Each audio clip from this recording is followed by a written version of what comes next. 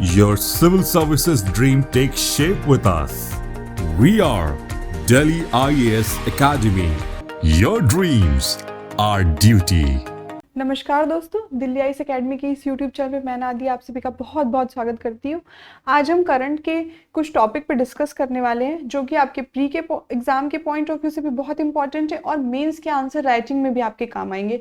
बहुत सारे न्यूज़पेपर्स में, न्यूज़ में आपने देखे और सुने भी होंगे इन टॉपिक्स के बारे में, लेकिन इस वीडियो में हम उसको काफ़ी डीप लेवल पे एनालिसिस करके आपके सामने लेके आए हैं ताकि अगर आपके मेंस में शॉर्ट क्वेश्चन के आंसर लिखने के लिए आता है तो भी आपसे बन जाए, और अगर मेंस में बड़े आंसर्स लिखने के लिए आता है तो भी आप उसको आराम से सॉल्व कर सकते हैं। और चलिए फिर अपना ये वीडियो स्टार्ट करते हैं और देखते हैं इस सेक्शन में हम क्या क्या लेकर के आए हैं। तो आज का जो हमारा पहला टॉपिक है वो एक उत्सव के बारे में। आदिवासियों द्वारा मनाया जाने वाला ये उत्सव हाल ही में बहुत चर्चा में रहा है, तो देखते हैं क्या है। तो इस उत्सव का नाम है मेडाराम जात्रा। ये 16 फरवरी 2022 को तेलंगाना राज्य में मेडाराम जात्रा नाम का एक त्योहार आयोजित किया जाता है। अब इसके बारे में जानेंगे कि ये क्या है, क्यों है और इतना फेमस क्यों है, और छत्तीसगढ़ में इसकी क्या इंपॉर्टेंस है। तो ये जो मेडाराम जात्रा है इसको समक्का सरलम्मा भी बोलते हैं।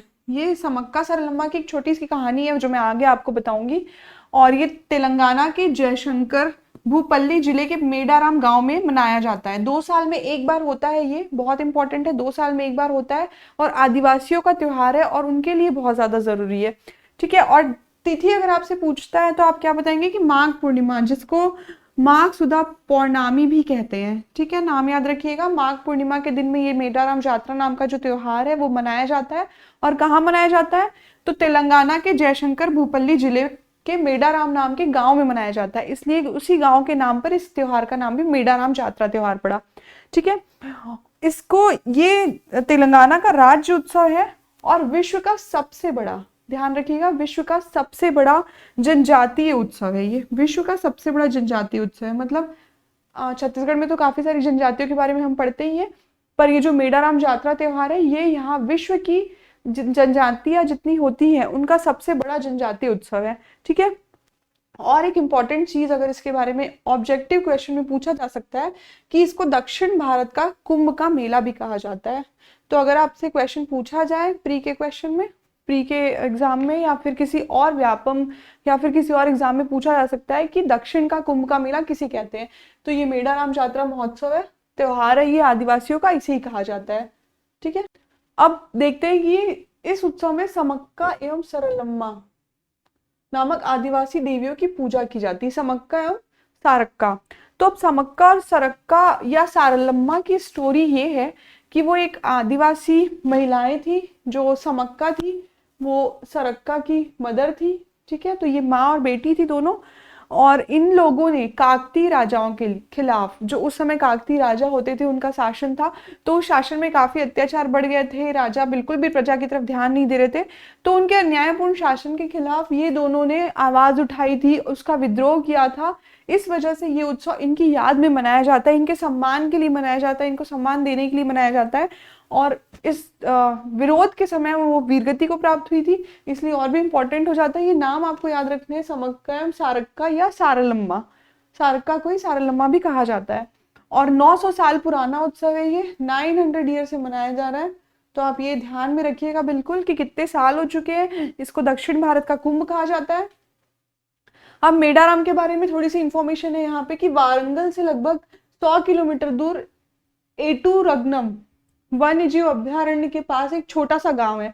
ठीक है, और ये अभ्यारण्य जो है ये दंडकारण्य वन्य क्षेत्र में आता है। आपको पता होगा, हम जानते हैं कि छत्तीसगढ़ का जो दक्षिणी हिस्सा है वो दंडकारण्य का हिस्सा माना जाता है, कहा जाता है उसको। तो ये आप याद रखिएगा। और 4 दिन चलता है ये उत्सव। इसके बारे में थोड़ी बहुत डिटेल है कि ये 4 दिन चलता है, और इसमें श्रद्धालु जो होते हैं वो अपने वजन के बराबर गुड़ होता है वो दान करते हैं, वो मंदिर में चढ़ाते हैं। ठीक है, नैवेद्यम या प्रसाद के रूप में उसको दिया जाता है, वहां पे आदिवासी जो होते हैं वो करते हैं। और ये जमपन्ना वगु में स्नान करने की परंपरा है। ठीक है, तो जैसे ये सारक्का या सारलम्मा समक्का की बेटी थी, वैसे ही जो जमपन्ना है, जिनके नाम पर एक नदी है जिसमें स्नान करने की परंपरा है, वो देवी समक्का के पुत्र थे। तो छोटी छोटी डिटेल्स है और इसमें से क्वेश्चन आ सकते हैं बिल्कुल, तो आप याद रखिएगा। और इस उत्सव को सिर्फ पहले जो शुरू में ये उत्सव स्टार्ट हुआ तो कोया जनजाति के लोग मनाते थे इसको। ठीक है, कोया जनजाति जो वहाँ पे पाई जाती है मेडाराम के पास में, वहाँ पे सिर्फ कोया जनजाति के लोग मनाया करते थे उस उत्सव को। लेकिन अब इस उत्सव में बहुत सारे आदिवासी ट्राइब्स, जितने समुदाय के लोग हैं, जितने भी समुदाय हैं, वो सभी के सभी शामिल होते हैं। ठीक है, तो ध्यान में रखिएगा।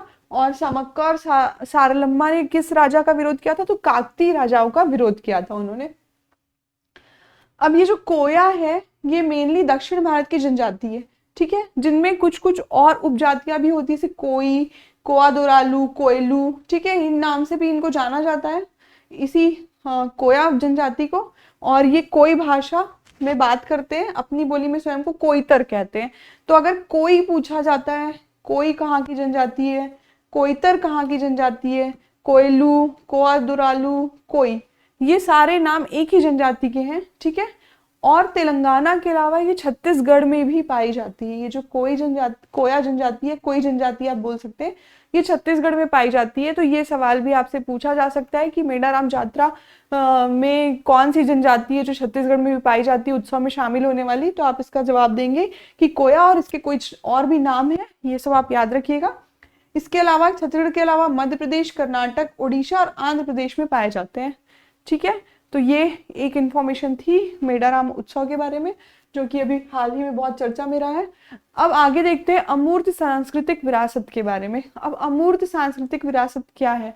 तो जो हमारे कोलकाता में दुर्गा पूजा होती है, जो हम नवरात्रि का महोत्सव होता है, उसको यूनेस्को ने मानवता की अमूर्त सांस्कृतिक विरासत का नाम में अंकित कर दिया है, ठीक है। दुर्गा पूजा हम सभी जानते हैं, छत्तीसगढ़ में बहुत अच्छे तरीके से मनाया जाता है ये त्योहार, और कोलकाता में तो बहुत विशेष रूप से मनाया जाता है। दुर्गा पंडाल लगते हैं, मूर्तियां सजाई जाती हैं, ठीक है, वहाँ का मेन उत्सव है। तो इस वजह से उसको यूनेस्को ने मानवता की अमूर्त सांस्कृतिक विरासत में शामिल किया है। और इससे पहले गुजरात का जो शहर है हड़प्पा का धौलावीरा भारत की 40वीं विश्व धरोहर के स्थल के रूप में घोषित किया गया था इसके ठीक पहले, ठीक है। अब जो यूनेस्को है ये ऐसा क्यों कर रहा है? तो यूनेस्को के अनुसार सांस्कृतिक विरासत स्मारकों और वस्तुओं के संग्रह पर समाप्त नहीं होती है। सिर्फ हम कोई हेरिटेज है, कोई महल है या फिर कोई मंदिर है, अगर सिर्फ उसको सांस्कृतिक विरासत मान लेंगे तो वो काफी नहीं होता यूनेस्को के अनुसार। तो उन्होंने ये मानवता की अमूर्त सांस्कृतिक विरासत के रूप में एक त्योहार को, बहुत व्यापक रूप से मनाए जाने वाले एक दुर्गा जी के त्योहार को, दुर्गा पूजा को, कोलकाता की, इसको शामिल कर लिया है, ठीक है। और इनका कहना है, यूनेस्को मानता है कि हमारे पूर्वजों से जो विरासत मिलती है, परंपराएं मिलती हैं, जो जीवित अभिव्यक्तियां हैं, वो सब कुछ शामिल होता है एक हेरिटेज में, वो सब कुछ शामिल होता है। सिर्फ महल, मंदिर और कोई जगह है, कोई पर्टिकुलर पेड़ है, ये सब शामिल नहीं है। इसके अलावा भी बहुत सारी चीजें, क्योंकि वो पीढ़ी दर पीढ़ी हमको मिली है, हम वहां से चली आ रही है, और उसकी वजह से पहचान है, एक बहुत बड़ी पहचान है। तो आप ये ध्यान रखेंगे, ठीक है। और हमारे जो वंशज थे उन्होंने इतनी मेहनत की है, हमें दिया है, कितनी सदियों से चली आ रही, कोई नहीं जानता कब शुरुआत हुई थी इसकी और कब से चल रहा है ये, और इसमें बहुत सारी चीजें बढ़ते जा रही हैं। तो कंपटीशन भी होने लगे काफी बड़े बड़े पंडाल को लेकर, किसने कितना खूबसूरत पंडाल बनाया। कोविड की वजह से थोड़ी परेशानी थी, लेकिन उम्मीद है कि इस साल से सब कुछ फिर से नॉर्मल हो जाएगा। तो अब इसमें और क्या क्या शामिल करते हैं यूनेस्को वाले? तो मौखिक परंपराएं शामिल करते हैं, प्रदर्शन कला शामिल करते हैं, ठीक है, सामाजिक प्रथाएं शामिल करते हैं, अनुष्ठान शामिल करते हैं, और जो होता है उत्सव, उसकी घटनाएं, प्रकृति और ब्रह्मांड से संबंधित ज्ञान, मतलब बहुत सारी चीजें हैं जिसको यूनेस्को संजो करके रखना चाहता है ना। तो आप ये सब ध्यान रखिएगा। और ये इम्पोर्टेंट तो यही है कि मानवता की अमूर्त सांस्कृतिक विरासत के रूप में दुर्गा पूजा को शामिल किया गया यूनेस्को द्वारा, ठीक है। अब हम थोड़ा सा पढ़ते हैं यूनेस्को के बारे में। तो जैसे जब भी आप कोई करंट का टॉपिक पढ़ते हैं, मैंने पहले भी आपको कहा है कि जब भी आप करंट का कोई टॉपिक पढ़ते हैं तो आप एक ही चीज करिए कि जो भी अलग से वर्ड्स आ रहे हैं, कंट्रीज आ रही है, देश आ रहे हैं, कहीं से नई जगह का नाम आ रहा है या ऐसे कोई नई चीज आ रही है, तो आप उसके बारे में भी थोड़ा डिटेल में पढ़िए, अपने नोट्स में लिखिए ताकि आपको वो याद रहे फ्यूचर के लिए। तो यूनेस्को के बारे में देखते हैं, यूनेस्को क्या है। तो यूनेस्को का फुल फॉर्म होता है United Nations Educational, Scientific and Cultural Organization. ये एक ऑर्गेनाइजेशन है, ठीक है। इसका जो मुख्यालय है वो पेरिस में स्थित है। मुख्यालय बहुत बार बहुत सारे ऑब्जेक्टिव क्वेश्चन में पूछा जा चुका है, तो आप मुख्यालय याद रखिएगा। इसका मुख्यालय पेरिस में है, फ्रांस में है। ठीक है, अब ये यूनेस्को करता क्या है, तो ये संयुक्त राष्ट्र की शैक्षिक, वैज्ञानिक और सांस्कृतिक संगठन, संयुक्त राष्ट्र की एक विशेष एजेंसी है। ये शिक्षा, ये कौन कौन से हिस्से में काम करती है, तो ये शिक्षा के हिस्से में शिक्षा के टॉपिक्स पे या शिक्षा के लिए काम करती है, विज्ञान, संस्कृति इन और अंतर्राष्ट्रीय सहयोग के माध्यम से शांति स्थापित करने का काम करती है। मतलब यूनेस्को एक ऐसा ऑर्गेनाइजेशन है जो बहुत सारे अलग अलग मुद्दों पे बात करता है, मुद्दों पे काम कर रहा है, जिसमें शामिल है शिक्षा, विज्ञान, संस्कृति के क्षेत्र और अंतर्राष्ट्रीय सहयोग के माध्यम से शांति स्थापित करना, देशों के बीच में शांति स्थापित करना, जो कि आज की डेट में बहुत बहुत ज्यादा इंपॉर्टेंट है। आगे बात करेंगे इसके बारे में। ठीक है, अब इसके वर्तमान में 193 सदस्य हैं और जो 11 देश है वो इसके संबद्ध सदस्य है, मतलब 11 देश इसके सदस्य बने हुए हैं। भारत 1946 में यूनेस्को में शामिल हुआ था। ये सवाल पूछा जा सकता है, रिलेवेंट तो है, वैसे कभी भी आ सकता है क्वेश्चन यूनेस्को के बारे में, क्योंकि अगर कोई भी टॉपिक चर्चा में होता है, देखिए टॉपिक और क्वेश्चंस डायरेक्टली नहीं पूछे जाते बहुत बार। अगर कोई मुद्दा चर्चा में है तो उससे रिलेट करके बहुत सारे क्वेश्चन बनाए जा सकते हैं, उसमें यूनेस्को भी शामिल है। आपने दुर्गा पूजा पढ़ लिया उतना काफी नहीं होगा, आपको पढ़ना पड़ेगा यूनेस्को के बारे में। ये उसका लोगो है यूनेस्को का, यहाँ देख सकते हैं आप, क्लियर दिख रहा है। ठीक है, तो भारत जो है वो 1946 में यूनेस्को में शामिल हुआ था, है ना। और एक इंपॉर्टेंट चीज, संयुक्त राज्य अमेरिका और इजराइल ने यूनेस्को की सदस्यता 2019 में त्याग दी है। मतलब अब औपचारिक रूप से अमेरिका और इजराइल यूनेस्को के सदस्य नहीं रहे हैं। ठीक है, अब इसमें भारत की 14 जो है, अभी हमने एक दुर्गा पूजा के बारे में पढ़ा, लेकिन उसके अलावा भारत की 14 अमूर्त सांस्कृतिक विरासतें शामिल हैं। अब ये आपके लिए होमवर्क है, यहाँ पे आपको देखना है कि यूनेस्को की अमूर्त सांस्कृतिक विरासत में और कौन कौन सी जगह शामिल है। तो आप ये होमवर्क करिएगा, जब आप ये नोट डाउन कर लेंगे तो उसके बाद आपको साइड में ही लिख लेना है 14 जगह के नाम, गूगल कर लीजिएगा, बहुत ज्यादा टफ नहीं है। तो अब हम बात करने वाले हैं अपने नेक्स्ट टॉपिक के बारे में, जो है डार्केथॉन। काफी नया वर्ड है डार्केथॉन, लेकिन न्यूज़पेपर में बहुत चर्चा में था और इसके बारे में द हिंदू में काफी डिटेल में भी दिया हुआ था, तो आज हम उसी के बारे में देखते हैं क्या है। तो डार्केथॉन है वो एनसीबी, ये एक इवेंट है जो एनसीबी आयोजित करने वाली है।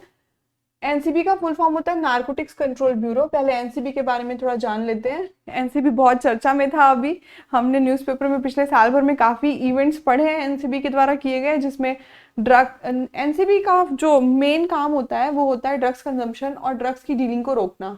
ठीक है, इंडिया में बहुत सारी जगहों से, समुद्री मार्ग से हो गया या फिर स्थल के मार्ग से हो गया, ड्रग्स की तस्करी होती है और काफी बड़ी मात्रा में होती है। तो एनसीबी का मेन काम वही है, इसके कंजम्पशन को रोकना, इसकी डीलिंग को रोकना, विदेश से जो ड्रग्स की तस्करी इंडिया में होकर के आने वाली है उसको कंट्रोल करना।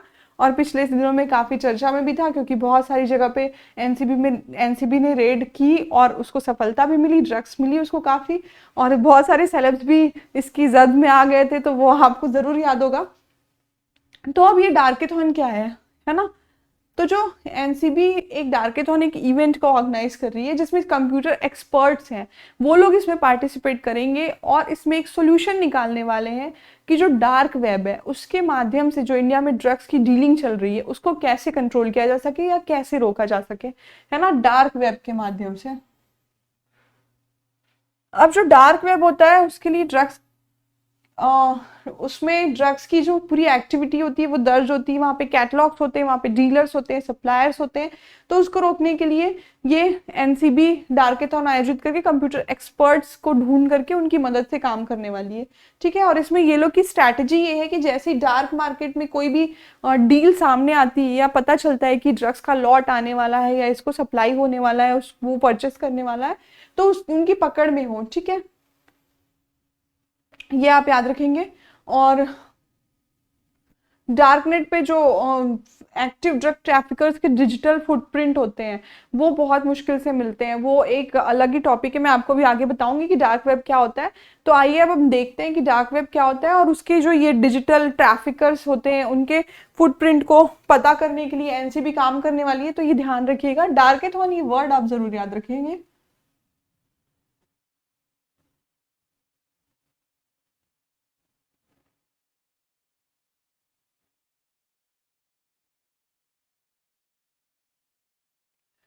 अब देखते हैं डार्क वेब क्या होता है।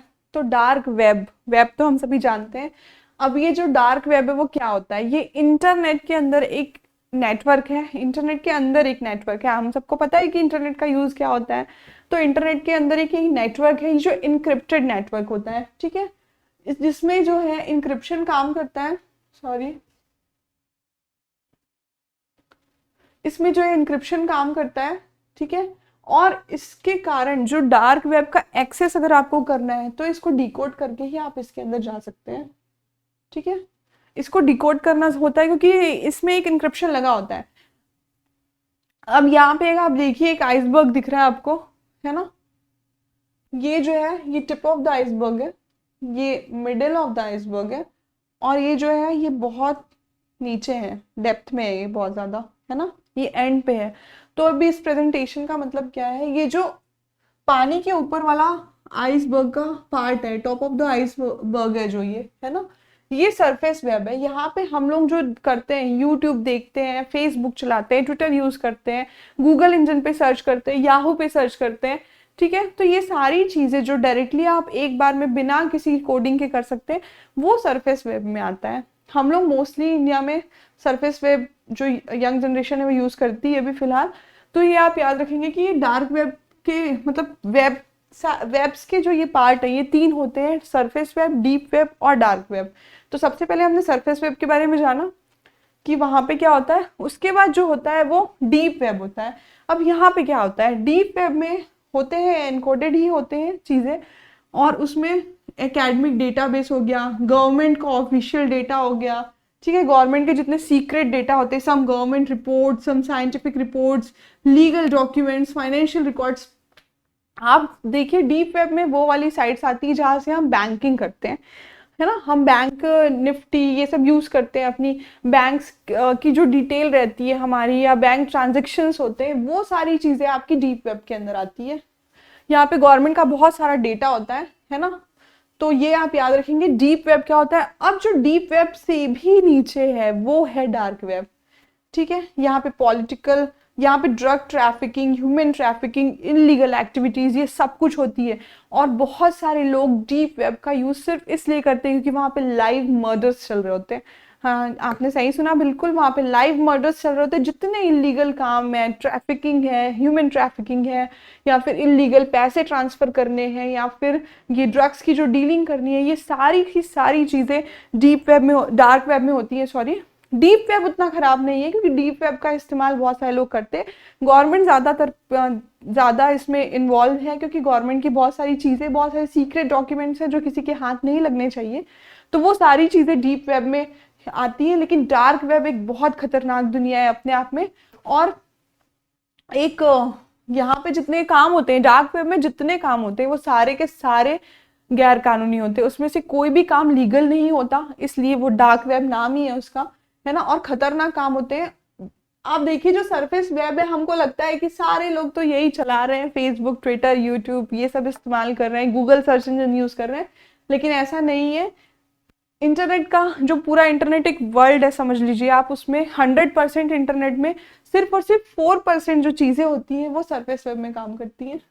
हम उन सारे लोग जो ये सारी चीजें देखते हैं वो सिर्फ 4% लोगों में, और बाकी का जो 96% काम है वो डीप वेब में होता है, deep web and dark web दोनों में। तो आप ये ध्यान रखिए। हो सकता है आपसे डेटा में पूछ लिया जाए, या हो सकता है आपसे ऐसे में भी पूछा जा सकता है कि आप ड्रग्स के टॉपिक पे अगर कुछ आता है तो आप एनसीबी के बारे में लिखिए, डार्केथॉन के बारे में लिखिए। फिर आप ये डिस्क्राइब कर सकते हैं, एक छोटा सा मैप बना दीजिए, छोटा सा ऐसे बना दीजिएगा, कुछ भी ऐसे आइसबर्ग बना करके नीचे यहाँ पे आप बता दीजिए कि ये डार्क वेब है, ये डीप वेब है, ये सरफेस वेब है, यहाँ पे क्या क्या होता है ना। तो ये आपको पता चल ही गया है।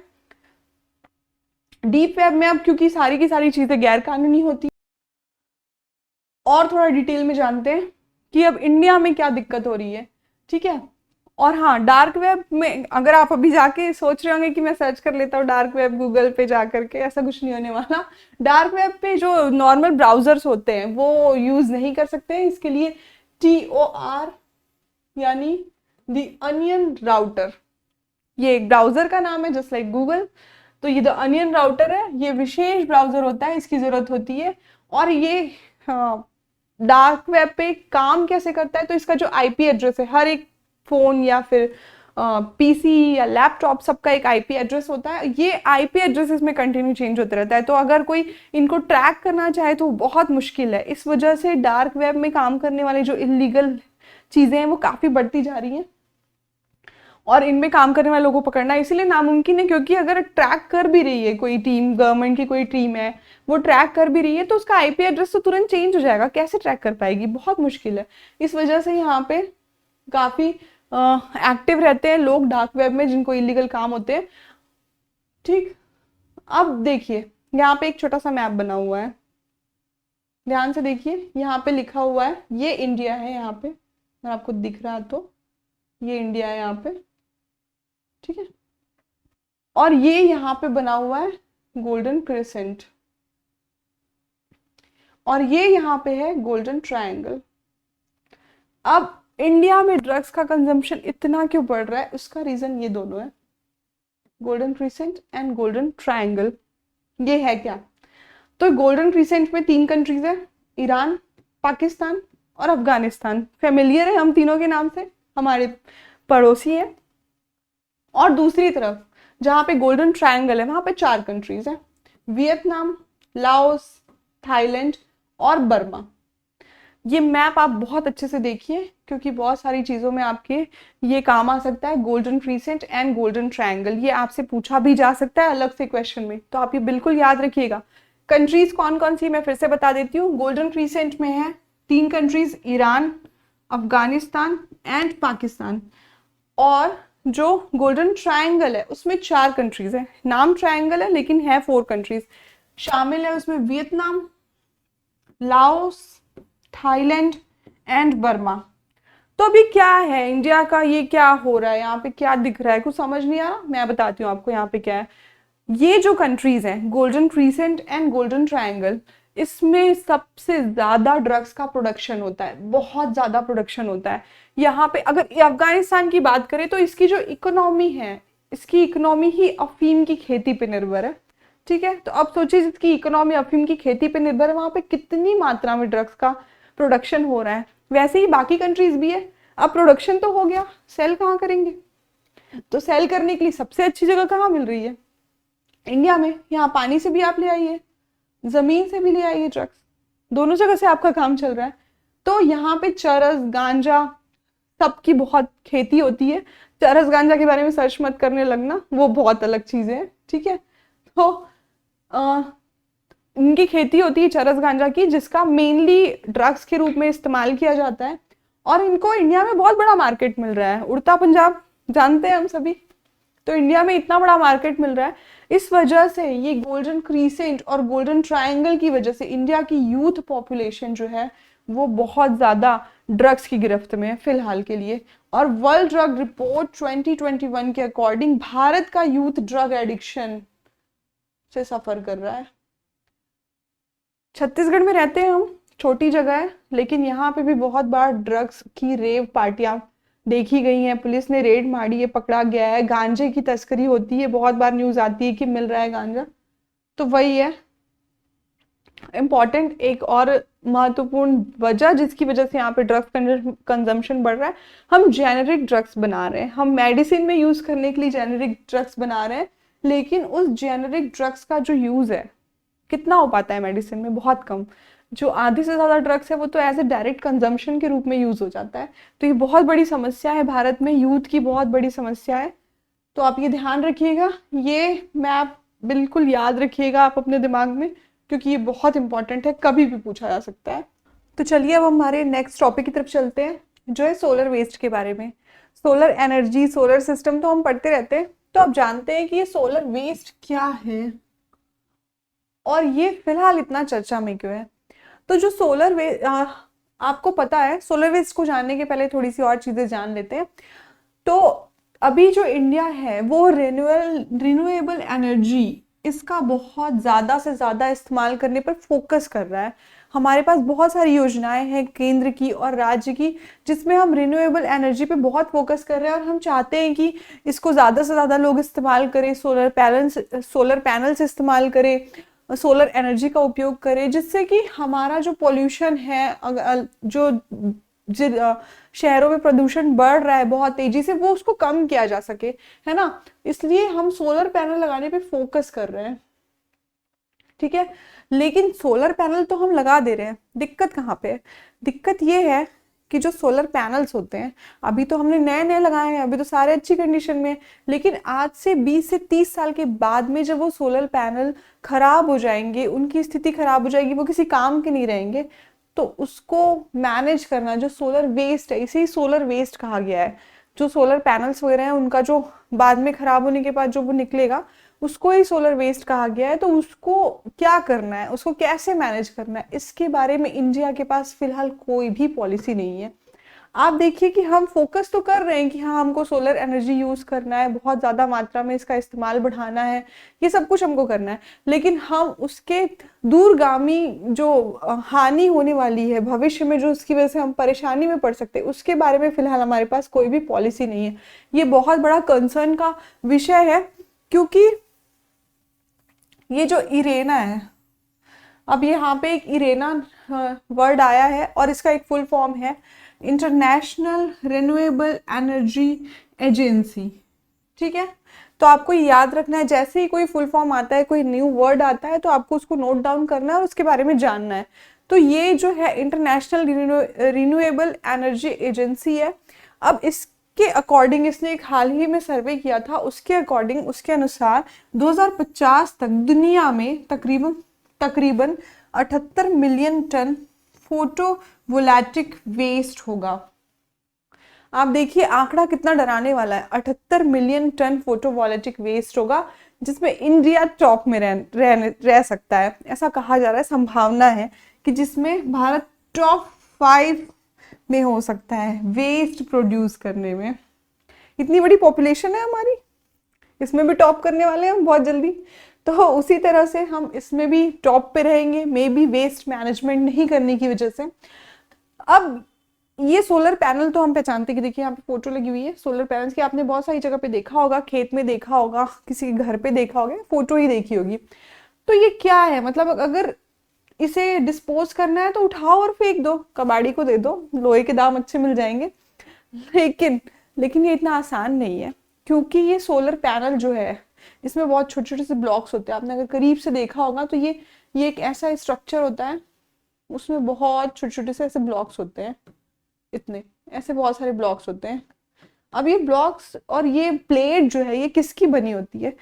तो इसमें बहुत सारे केमिकल्स मिले होते हैं, इसमें केमिकल का इस्तेमाल किया गया है इसकी एनर्जी को चेंज करने के लिए, और इसमें मिला होता है लेड, कैडमियम, एनी और कई प्रकार के टॉक्सिक केमिकल्स होते हैं। इसको सिर्फ तोड़ के फेंक देने पे ये डिस्पोज नहीं होगा। होगा क्या, अगर इसको कहीं तोड़ के फेंक दिया या कहीं गड्ढे में डाल करके डंप कर दिया, तो उसमें से जो केमिकल है वो धीरे धीरे धरती के अंदर चला जाएगा, और वहां से वो हमारे पानी के सोर्स में मिल सकता है, जो कि बहुत खतरनाक स्थिति बन सकती है फ्यूचर में। तो इसको ऐसे ही डिस्पोज नहीं किया जा सकता, इसको ऐसे ही फेंका नहीं जा सकता, इसके लिए एक प्रॉपर पॉलिसी लानी पड़ेगी इंडिया को, और इस पे अभी फिलहाल कोई काम चल नहीं रहा है। तो ये एक बहुत ही गंभीर मुद्दा बन सकता है भविष्य में हमारे लिए।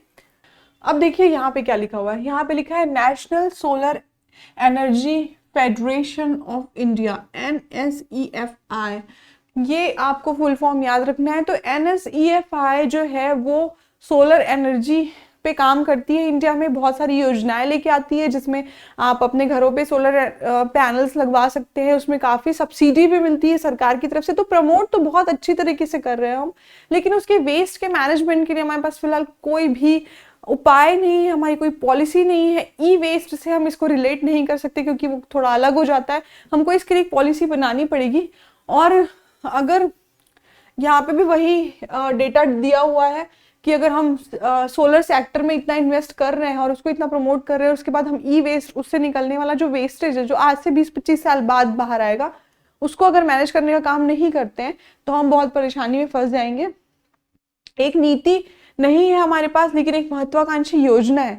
तो देखिए, अगर हम किसी चीज का प्रो निकाल रहे हैं, हम किसी चीज से कोई अच्छाई देख रहे हैं, कुछ अच्छा कर रहे हैं, तो उसके कॉन्स क्या हो सकते हैं ये भी देखना बहुत जरूरी है। हमने पॉलिसीज तो बना ली कि हाँ सोलर पैनल लगाना है, लोगों को अवेयर करना है और सस्ता एनर्जी का एक सोर्स देना है हमको, लेकिन उसके बाद क्या, कभी तो वो खराब होंगे, उसके बारे में हमने कुछ सोचा नहीं है। तो इसका सोल्यूशन ये है, सोल्यूशन NSEFI की तरफ से एक सोल्यूशन भी दिया गया था इसके लिए, जिसका इम्प्लीमेंटेशन होना बाकी है, जिसपे कोई भी योजना बननी बाकी है।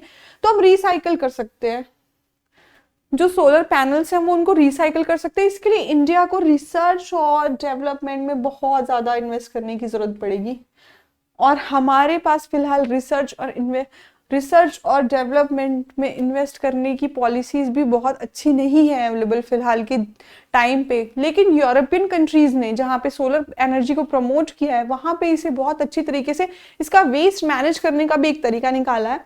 वहाँ पे क्या करते हैं यूरोपियन देशों में, जिस कंपनी से आपने सोलर पैनल लिया है, परचेस किया है, मैंने मान लीजिए मैंने कोई XYZ कंपनी है, इससे 2022 में एक सोलर पैनल परचेस किया है, ठीक है, और इसकी लाइफ जो है ये है 2042 तक, 20 साल की इसकी लाइफ है मान लेते हैं हम।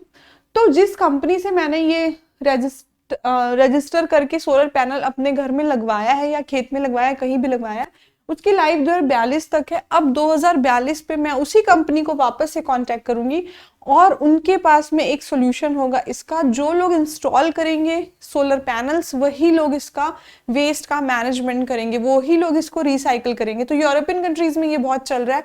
अगर इंडिया भी ऐसी कोई पॉलिसी लाती है तो ये हमारे लिए बहुत अच्छा होगा, वरना इतना अधिक मात्रा में कचरा रखना और फिर उसके बाद उसको डंप करना या उसको रिसाइकल करना बहुत मुश्किल हो जाएगा। तो हमें इस तरफ ध्यान देना चाहिए। ये द हिंदू में छपी हुई खबर थी, इसलिए इम्पोर्टेंट है।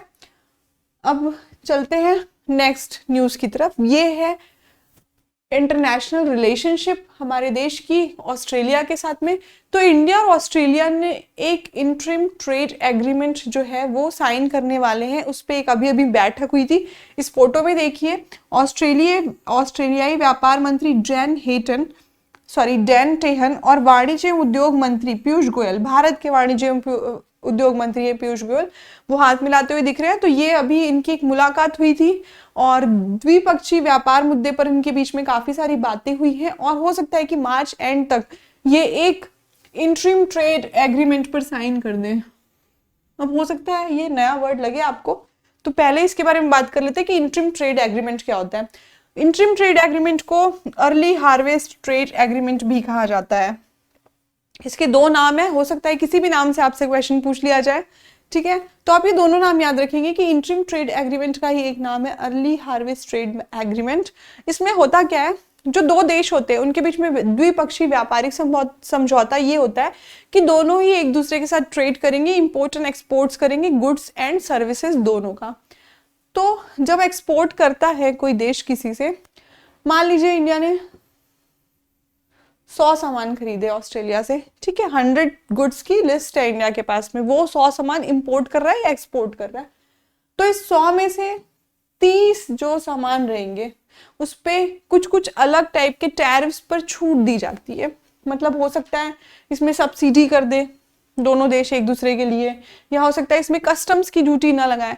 तो इस तरह से अलग अलग जो सामान होते हैं उसकी एक थोड़े से अमाउंट पे, उस थोड़ी सी चीज पे हम छूट देने का, एक रिलैक्सेशन देने का काम करते हैं, उसको ही इंटरिम ट्रेड एग्रीमेंट कहा जाता है, ठीक है। जब इंटरिम ट्रेड एग्रीमेंट हम कंप्लीट करते हैं तो उसके बाद ही फ्री ट्रेड एग्रीमेंट किया जा सकता है, ठीक है, समझ रहे हैं आप। फ्री ट्रेड एग्रीमेंट के बारे में जानते हैं। तो ये जो फ्री ट्रेड एग्रीमेंट होता है इसमें बहुत सारी चीजें होती हैं, ठीक है। जब दो देशों के बीच में आयात निर्यात होता है तो जो प्रोडक्ट होते हैं, और इसके बहुत सारे फायदे भी हैं FTA के, वो जानेंगे हम यहाँ पे। तो उसमें सीमा शुल्क, नियामक कानून, सब्सिडी और कोटा आदि को सरल बनाया जाता है। मतलब कि जो पेपर वर्क होता है जो बहुत लेंदी होता है, कई बार बहुत सारे पेपर्स देने लेने पड़ते हैं जिसकी वजह से लोग बिजनेस नहीं करना चाहते हैं एक दूसरे कंट्रीज में, तो जब FTA साइन हो जाता है दो कंट्री के बीच में, तो इन सारे रूल्स को जो बहुत हार्ड होते हैं उनको बहुत आसान बनाया जाता है, क्योंकि इसका बहुत सारा फायदा है। ठीक है, दो देशों के बीच में जब ये ट्रेड एग्रीमेंट हो जाता है तो उनकी जो उत्पादन लागत है वो बाकी देशों के मुकाबले सस्ती हो जाती है, वो चीजें वहां सस्ते में मिलने लगती हैं। ठीक है, और इसके साथ साथ यहाँ पे इंटरनेशनल जो ट्रेड होता है उसको बढ़ाने में भी मदद मिलती है। हाँ भाई, हमारा सामान जाएगा कहीं पे मेड इन इंडिया लिखा हुआ, तो वो तो काफी अच्छी चीज है ना। तो इसको व्यापार बढ़ाने में मदद मिलती है। तो ऐसे बहुत सारी कंट्रीज है जो FTA एक दूसरे के साथ में ट्रेड करती है, FTA वाला। लेकिन बहुत सारी जगह पे इसके कॉन्स भी बताए गए हैं कि ये बहुत खराब है, इससे जो लोकल प्रोडक्ट्स हैं वो उसमें नुकसान हो जाता है। अमेरिका में ऐसा हुआ है, तो आप उतना डिटेल में मत जाइए, इतना जानना आपके लिए काफी है। ठीक, अब कोई न्यूज आती है तो हम ऐसा नहीं कर सकते, अभी हमको ऐसा करना भी नहीं है कि सिर्फ उस न्यूज को पढ़ा और भूल गए। हमको उससे रिलेटेड और भी चीजें पढ़नी है साथ में। जैसे कि अगर आपने न्यूज में पढ़ा कि इंडिया ऑस्ट्रेलिया के बीच में एक ट्रेड होने वाला है, तो आप ये पढ़ेंगे इसके साथ कि इंडिया ऑस्ट्रेलिया के बाकी के ट्रेड रिलेशंस कैसे हैं। ठीक है, तो इस साल, पिछले साल में, पिछले वित्त वर्ष में हमने देखा कि 2021 में इंडिया और ऑस्ट्रेलिया के बीच में 12.5 बिलियन का व्यापार हुआ था। अब ये किन चीजों के बीच में हुआ था? एग्रीमेंट तो अभी साइन नहीं हुआ है, लेकिन फिर भी बिजनेस तो हम कर ही रहे हैं। ठीक है, तो ये किन चीजों के बीच में हुआ था? तो ये हुआ था कोल, गोल्ड, लिक्विफाइड नेचुरल गैस। इसको इंडिया ने इंपोर्ट किया था। याद रखिएगा, इंडिया ने क्या इंपोर्ट किया था ऑस्ट्रेलिया से? तो कोल इंपोर्ट किया था, गोल्ड इंपोर्ट किया था, लिक्विफाइड नेचुरल गैसेस इंपोर्ट की थी। ठीक है, लेकिन एक्सपोर्ट क्या किया था? अगर पूछा जाएगा कि इंडिया से एक्सपोर्ट होके क्या जाता है ऑस्ट्रेलिया में, तो diesel, petrol, James and jewellery, ये सबको एक्सपोर्ट किया था। जेम्स एंड ज्वेलरी मतलब रत्न जो हम पहनते हैं, पत्थर होते हैं, बहुत कीमती पत्थर मिलते हैं इंडिया में काफी जगह पे, बहुत अच्छा मार्केट है इसका यहाँ पे। तो ये सारी चीजें हमने एक्सपोर्ट की थी। और अब जो ट्रेड होने वाला है, तो उसमें हम कौन से सेक्टर्स में बात करने वाले हैं, कौन से सेक्टर पे दोनों देश मिलकर काम करने वाले हैं? तो वो काम करेंगे mining, pharmaceuticals, health, education, railways, James jewellery, tourism और डिफेंस में। इतने सारे सेक्टर्स जो हैं बिल्कुल अलग है एक दूसरे से, उन पे दोनों देश मिलके काम करने की सोच रहे हैं। और अगर ऐसा होता है तो दोनों देशों को बहुत फायदा होगा। इसके साथ ही हम सिर्फ गुड्स का ट्रेड नहीं करते, हम सर्विसेज का भी ट्रेड करते हैं। तो कुछ स्टूडेंट्स हैं जो ऑस्ट्रेलिया पढ़ने जा रहे हैं, या कुछ प्रोफेशनल्स हैं जिनको वहाँ पे वीज़ा चाहिए, वर्किंग वीज़ा चाहिए, स्टूडेंट वीज़ा चाहिए, तो उसकी जो प्रक्रिया होती है उसको भी आसान बनाने का काम किया जाएगा अगर इनके बीच में FTA एग्रीमेंट साइन होता है तो। इसके अलावा इंडिया और ऑस्ट्रेलिया एक और तरीके से लिंक्ड है, वो लिंक है क्वाड। अब क्वाड क्या है? तो क्वाड का जो फुल फॉर्म होता है, जैसे ही कुछ नया नया आया है आपको फुल फॉर्म निकालना है। ठीक है, याद रखना है। और उसको फुल फॉर्म है क्वाड्रिलेटरल सिक्योरिटी डायलॉग, याद रहेगा। ठीक है, क्वाड्रिलेटरल सिक्योरिटी डायलॉग, इसका है क्वाड। अब क्वाड क्या है? तो क्वाड में 4 देश है, पहले ये जान लीजिए। इसमें है इंडिया, जापान, ऑस्ट्रेलिया और अमेरिका। इन चारों देशों के बीच में एक संधि हुई है, इन चारों के देशों के बीच में एक पैक्ट बना हुआ है। और इसका जो मकसद है वो है एशिया प्रशांत क्षेत्र में शांति और शक्ति की बहाली करना। जो एशिया कॉन्टिनेंटल है और जो पैसिफिक ओशन है, दोनों के बीच में क्या करना है? शांति बनाए रखना है और शक्ति की बहाली करना है। ठीक है, मतलब वहां पे कोई युद्ध होने से रोकना, चीजें देखना, कोई अचानक आतंकवादी संगठन हमला तो नहीं कर रहा है किसी देश में, वो सारी चीजें देखने के लिए क्वाड बनाया गया है। और हाल ही में क्वाड की 4थी बैठक हुई थी मेलबर्न में। ठीक है, मेलबर्न में हुई थी 4थी बैठक, और उसमें जितने फॉरेन मिनिस्टर्स थे सारी कंट्रीज के, उन्होंने पार्टिसिपेट किया था। और इसमें उन्होंने फोकस ही किया है इस बार की बैठक पे कि हम इस बार अपने व्यापारिक संबंधों को बढ़ाने का काम करेंगे, क्योंकि ऑस्ट्रेलिया के ऑलरेडी US और जापान के साथ में ऑलरेडी उसने FTA साइन कर लिया है, उसने ऑलरेडी अपनी ट्रेड स्टार्ट कर दी है। ठीक है, तो ये देखिए US और जापान के साथ ऑस्ट्रेलिया का ट्रेड चल रहा है, FTA साइन कर लिया है, और इंडिया के साथ भी अब साइन करने ही वाला है। और इसके अलावा इंडिया की FTA में किसके साथ बातचीत चल रही है? तो यहाँ पे देखेंगे कि UAE, UK, Canada, European union और इजराइल, इसके साथ भी हमारी बात चल रही है कि हम एफटीए साइन करेंगे। तो ये इंडिया के लिए बहुत अच्छा होने वाला है ट्रेड के पर्पज से, बिजनेस के पर्पज से, कि अगर ये सारे देशों के साथ में हमारा व्यापार शुरू हो जाता है, एफटीए साइन हो जाता है, तो वो काफ़ी चीज़ें हमको ईजी पड़ेंगी। गुड्स एंड सर्विसेज के लिए बहुत सारे रास्ते खुल जाएंगे, क्योंकि इंडिया में वैसे भी गुड्स से ज़्यादा सर्विस सेक्टर पे लोग ज़्यादा काम कर रहे हैं फिलहाल। तो ये उनके लिए भी अच्छा है, दोनों देशों के लिए भी बहुत अच्छा है। ठीक है, तो आपको ऐसे ही याद रखना है। अब आगे एक होमवर्क है यहाँ पे छोटा सा आपके लिए, कि आपको देखना है कि इंडिया के किन किन देशों के साथ ट्रेड एग्रीमेंट्स हो चुके हैं, फ्री ट्रेड एग्रीमेंट्स हो चुके हैं, किसके साथ। ये तो होने वाले हैं, US, UAE, UK, Canada, European union और इजराइल के साथ, लेकिन हो चुके किसके साथ है ये आप देखिए, आपका होमवर्क है। चलिए अब आगे बढ़ते हैं अगली न्यूज़ पे। तो अगली न्यूज़ है नव भारत साक्षरता कार्यक्रम। बहुत सारे साक्षरता कार्यक्रम चलते रहते हैं, सुनते रहते हैं हम उसके बारे में, लेकिन अब ये नया क्या है, तो ये बजट 2021-22 में इसकी घोषणा हुई थी। ठीक है, इसकी योजना ऐसी है कि इसमें जो 15 वर्ष से अधिक के लोग हैं, उसके उन लोगों को सभी केंद्र शासित और सभी राज्यों में उससे अधिक आयु के गैर साक्षर लोगों को पढ़ाना है। इसका मुख्य उद्देश्य वही है। जो पहले प्रौढ़ शिक्षा कार्यक्रम होता था, प्रौढ़ शिक्षा के जितने ही चीज़ें होती थी वो सब इसमें ऐड कर दी गई है। प्रौढ़ शिक्षा में पहले जितनी योजनाएं आती थी, अब ये नया बनाया गया है, इसका नाम दिया गया नव भारत साक्षरता कार्यक्रम। और इसका जो थीम है, या आप इसका मोटो बोल सकते हैं, वो एजुकेशन फॉर ऑल है। मतलब इसमें सभी को शिक्षा पे फोकस दिया जा रहा है जो 15 साल से अधिक के लोग हैं।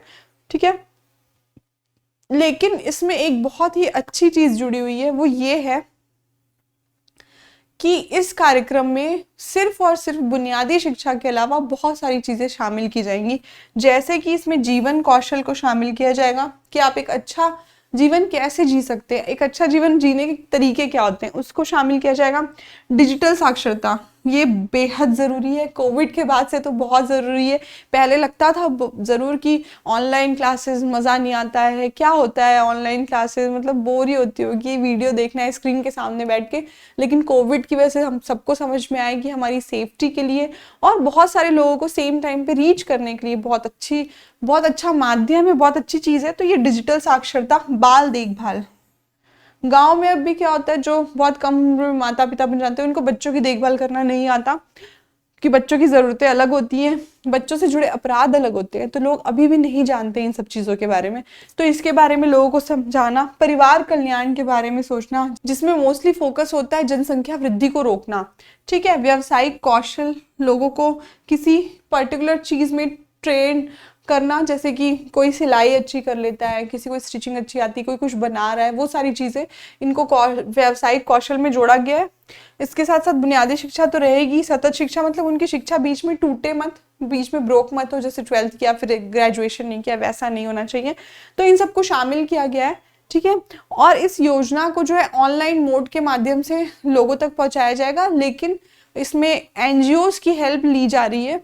इसमें जो एनजीओज हैं उनको अप्रोच किया जाएगा और उनके वॉलंटियर्स जो हैं इस कार्यक्रम का इम्प्लीमेंटेशन करेंगे।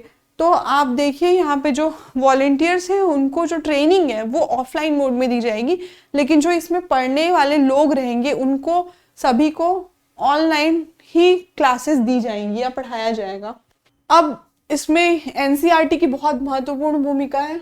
ठीक है, क्योंकि एनसीईआरटी के सहयोग से online teaching learning and assessment system OTLAS का उपयोग करके यहाँ पे जितने लोग हैं, स्टूडेंट ही कहिए, उनका 15 साल से ज़्यादा है तो उन सारे स्टूडेंट्स को टारगेट किया गया है कि एक साल में 1 करोड़ लोगों को एजुकेशन देनी है। इंडिया में एजुकेशन का मामला अभी भी बहुत पिछड़ा हुआ है। 15 साल से अधिक उम्र के काफ़ी सारे लोग हैं जो एजुकेटेड नहीं है, जो अपना नाम भी नहीं लिख पाते, एजुकेशन जिनको मिली ही नहीं है बिल्कुल भी। उन लोगों के लिए ये बहुत कारगर होगी, बहुत अच्छी योजना साबित होगी, ऐसा हम सब मानते हैं। और जिस तरह से इसमें बातें की गई है, जितनी चीज़ें इसमें ऐड की गई हैं, अगर वो इम्प्लीमेंट हो जाए तो ये बहुत बहुत अच्छा होने वाला है सबके लिए। ठीक है, तो ये थी आपकी एक और इम्पॉर्टेंट न्यूज़। चलिए अब चलते हैं अगले टॉपिक में। तुर्की, काफी अलग नाम लग रहा है क्या, कि सुना सुना लग रहा है। तो तुर्की जो है वो टर्की जो था, तुर्क था, तुर्की था, तुर्क बोलते, तुर्की बोलते, तुर्की जो था उस देश का नाम बदलकर तुर्की कर दिया गया है। अब कोई भी नया देश आता है तो आपको उसकी राजधानी तो याद करनी है, तो तुर्की की राजधानी अंकारा है और वहां की मुद्रा जो है वो भी याद रखिए, वो है नई तुर्किश लीरा। ठीक है, ये दोनों आपको याद रखना है कि तुर्की की जो मुद्रा है वो नई तुर्किश लीरा है और उसकी राजधानी जो है वो अंकारा, उसका नाम अंकारा है। अब आपको मैप में जाकर के देखना है कि तुर्की कहाँ पे है और वहां पे उसका कैपिटल जो है वो कहाँ पे है। ज्योग्राफी का पार्ट भी साथ साथ कंप्लीट करते जाइए, आपके लिए फायदा होगा। तो तुर्की के जो राष्ट्रपति हैं उनका नाम है रेचप तैयप एर्दोगन। इन्होंने अपने देश का नाम तुर्की से बदलकर तुर्की कर दिया है। इसके पीछे इनका लॉजिक था कि जो तुर्की शब्द है वो इनकी देश की संस्कृति, सभ्यता और मूल्यों को अच्छे तरीके से दर्शाता है। इसके पीछे एक छोटा सा इतिहास भी है कि 1923 में जब तुर्की पश्चिमी देशों के कब्जे से आजाद हो गया, ठीक है, तब उसका नाम तुर्की था और सदियों से यूरोपियन लोग जो हैं, यूरोपियन कंट्रीज है, वो इस देश को या तो ओटोमन स्टेट के नाम से जानते थे या फिर तुर्की के नाम से जानते थे।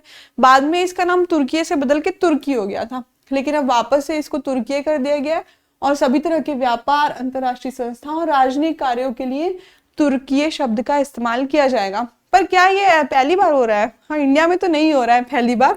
भारत देश का नाम नहीं बदला, लेकिन इंडिया में आजकल बहुत सारी जगहों के नाम बदले जा रहे हैं, तो वो तो आपको याद रखना ही पड़ेगा। यहाँ पे देखते हैं, तो तुर्की से पहले हाल ही में नीदरलैंड ने दुनिया में अपनी छवि को आसान बनाने के लिए हॉलैंड नाम को हटा दिया है। नीदरलैंड को हॉलैंड भी कहा जाता था, तो अब नीदरलैंड ने हॉलैंड नाम को पूरी तरह से हटा दिया, अब वो सिर्फ नीदरलैंड है। इसके पहले मैसेडोनिया एक कंट्री है कि ग्रीस के साथ में कुछ राजनीतिक विवाद हुए थे। आपको फिर से देखना है मैप में जाकर के कि मैसेडोनिया कहाँ पे, ग्रीस कहाँ पे, दोनों के बीच में डिस्टेंस कितना है, दोनों का कैपिटल क्या है, ये आपका होमवर्क रहेगा। तो मैसेडोनिया ने ग्रीस के साथ एक राजनीतिक विवाद के कारण अपना नाम जो है वो उत्तरी मैसेडोनिया कर दिया था। ठीक है, नाम बदल दिया, उत्तरी मैसेडोनिया कर दिया। और उसके पहले ईरान ने अपना नाम फारस से बदलकर ईरान कर लिया था। फारस नाम सुना होगा, हिस्ट्री में पढ़ते हैं हम अक्सर फारस के बारे में। तो फारस नाम बदलकर ईरान ने अपना नाम ईरान कर लिया। तो ये कुछ नया नहीं है, बहुत देश बदलते रहते हैं अपना नाम, पर आप याद रखिए अब से तुर्की। और कभी आंसर राइटिंग में क्वेश्चन पूछा जाए जिसमें तुर्की शब्द का इस्तेमाल होना हो या टर्की देश का इस्तेमाल हो, तो आप तुर्की शब्द का उपयोग करेंगे। और टर्की इसलिए भी कंफ्यूजिंग था इंग्लिश में क्योंकि एक बर्ड होता है टर्की, आप नेट पे सर्च करिएगा तो वो टर्की में बर्ड दिखने लगता है आपको, इसलिए अच्छा हुआ नाम बदल गया, तो कंफ्यूजन खत्म हो गई लोगों की। ठीक है, अब आगे चलते हैं नेक्स्ट न्यूज पे। ये लासा फीवर के बारे में, ये हाल फिलहाल में ही चर्चा में रहा है, लासा फीवर।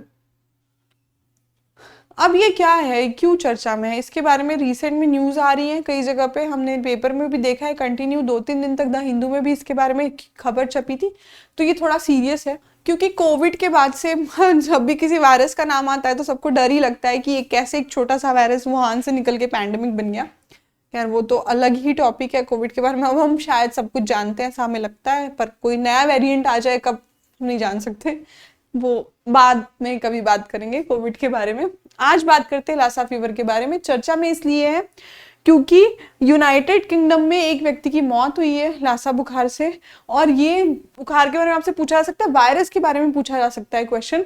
तो इसका जो वायरस है, लासा बुखार पैदा करने का वायरस जो है वो सबसे पहले पश्चिम अफ्रीका में पाया गया था, लेकिन पश्चिम अफ्रीका में पहली बार पाया गया था, लेकिन 1969 में लासा का पहला जो मरीज था वो नाइजीरिया में मिला था। ठीक है, नाइजीरिया में जो पहला पेशेंट था वो नाइजीरिया में मिला, लेकिन इसका वायरस जो था वो पश्चिमी अफ्रीका में पाया गया था। ये आपको बहुत ध्यान से पढ़ना है कि पहला वायरस कहाँ पाया गया था और पहला मरीज कहाँ मिला था, दोनों में अंतर है। 1969 में मिला था और नाइजीरिया में 2 नर्सों की इसकी वजह से डेथ हो गई थी। अभी लासा फैलता कैसा है, तो लासा जो है वो मुख्यतः चूहों से ही फैलता है। चूहों के मल मूत्र के संपर्क में अगर कोई खाने पीने की चीज आ जाती है या आप डायरेक्टली कांटेक्ट में आ जाते हैं तो इस वजह से ये घरेलू सामान के संपर्क में आने पे ये फैल सकता है। ठीक है, आपके पर्सनल यूज के कोई सामान होंगे उससे अगर ये कांटेक्ट में आता है तो ये फैल सकता है, आपको किसी को भी हो सकता है ये फीवर। और ये मेनली कहाँ पाया जाता है, तो ये मेनली सिएरा लियोन, लाइबेरिया, गिनी और नाइजीरिया सहित पश्चिमी अफ्रीकी देशों में पाया जाता है। ठीक है, तो आप ये याद रखिएगा। उसके बाद ये बीमारी इंसानों से इंसान में फैल सकती है, मतलब ये वैसे तो नहीं फैलती जैसे कोविड फैलता है, लेकिन फिर भी अगर आप किसी लासा बुखार से पीड़ित व्यक्ति के किसी भी बॉडी फ्लूइड, मतलब थूक, आंखों का पानी या फिर मुंह से निकलने वाला जो लिक्विड होता है, लार और सलाइवा होता है, उसके कांटेक्ट में आते हैं तो आपको ये बीमारी हो सकती है। लेकिन अभी तक इसमें जितनी भी चीज़ें हुई हैं, रिसर्च जितनी भी की गई है, उसमें अभी तक ये नहीं पता चला है कि क्या ये हाथ लगाने या फिर गले मिलने या हाथ मिलाने इससे फैलता है, ये नहीं, अभी तक तो ऐसा नहीं देखा गया। फ्यूचर में किसी रिसर्च में पता चल जाए तो कहा नहीं जा सकता। तो आप ये याद रखेंगे कि लासा फीवर, ये क्वेश्चन बिल्कुल आ सकता है, आपके करंट से बहुत रिलेवेंट है ये। ठीक है, तो ये था आज का हमारा कंप्लीट वीडियो। इसमें आपने बहुत सारे टॉपिक्स देखे, आपने देखा कि आपको कैसे एक छोटे से टॉपिक से बहुत सारे टॉपिक साथ में पढ़ने हैं। ठीक है, और अंतिम में हम बात करते हैं, यहाँ पे मैंने मेंशन नहीं किया है, लेकिन रशिया और यूक्रेन के बारे में। इसका एक अलग से वीडियो ऑलरेडी बनाया हुआ है, लेकिन काफ़ी हॉट टॉपिक है, हर दिन न्यूज़ में आ रहा है। पुतिन से पूरी दुनिया डरी हुई है, शायद, कहा नहीं जा सकता अभी तो, लेकिन दिक्कत यहाँ पे भारत के साथ में है। ये मजाक का कोई टॉपिक नहीं है, इसमें बहुत सारी परेशानियां हैं। भारत की डिप्लोमेसी जो पॉलिसी है उसमें बहुत सारी परेशानियां आ सकती है, क्योंकि अगर यूक्रेन और रशिया के बीच में युद्ध होता है तो दोनों ही देशों में से किसी एक को चुनना पड़ेगा। यूक्रेन जिसके साथ में अमेरिका खड़ा है और रशिया जिसके साथ में चाइना स्टैंड कर रहा है, और भारत के अमेरिका और रूस दोनों के साथ ही बहुत अच्छे रिलेशनशिप है। रशिया हमारे काफ़ी अच्छा डिफेंस पार्टनर बोल सकते हैं वो है, और यूएस के साथ में तो हमारे रिलेशन है ही। अगर दोनों में से किसी एक का साथ नहीं दिया, जैसा भारत ने पिछली बार किया था क्रीमिया के समय भारत ने चुप्पी साध दी थी, ना उसने सपोर्ट किया था ना उसने अपोज किया था, और रूस ने इस चुप्पी को अपना समझा कि भारत मुझे सपोर्ट कर रहा है, ऐसा मान लिया गया। व्लादिमीर पुतिन ने ऐसा मान लिया। अभी सिचुएशन बहुत खराब है, फिलहाल युद्ध नहीं होना चाहिए, युद्ध किसी भी देश के लिए अच्छा नहीं है, और इंडिया के लिए साइड्स चूज करना बहुत मुश्किल हो जाएगा, बहुत भारी पड़ेगा। तो होपफुली युद्ध हो या ना हो, देखते हैं अब क्या होता है। और न्यूज़ में तो रेगुलर आ रहा है, तो आप इसके बारे में बिल्कुल अपडेट रहिए, क्योंकि इसमें से कोई भी क्वेश्चन पूछा जा सकता है आपसे। तो हमारा एक ऑलरेडी वीडियो बना हुआ है यूट्यूब पे, रशिया और यूक्रेन की कंप्लीट हिस्ट्री के बारे में, यूएसएसआर के पहले वाली हिस्ट्री भी उसमें इंक्लूड की गई है, तो आप वो ज़रूर देखिए। ये वीडियो आपको कैसा लगा कमेंट बॉक्स में ज़रूर बताइएगा, और आप सभी अपना ध्यान रखिए, एग्जाम के लिए अच्छे से पढ़ाई करते रहिए।